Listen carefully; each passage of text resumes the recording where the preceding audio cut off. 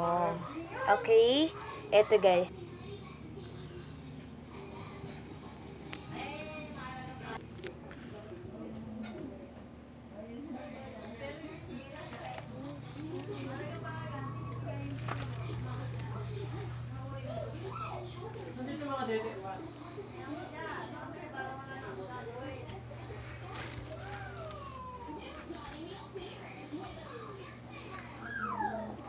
So guys, ayun, 'di ba nakita nyo na ang room ko?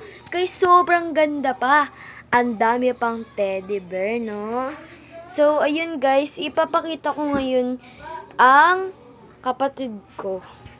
2 years old na siya guys, and I am 10 years old. 'Di ba nung nagsimula akong nag-YouTube guys, 8 years old ako, and yung kapatid ko